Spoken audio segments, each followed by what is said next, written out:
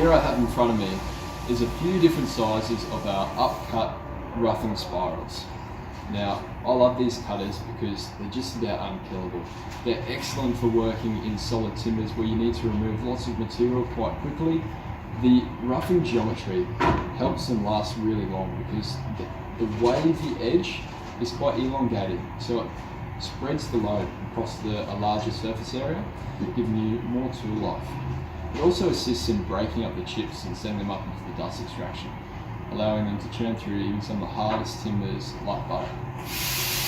Now, of course, we've got them in all different sizes, leading to up to 25mm we can do in different sizes in roughing cutters, and right down to 4mm.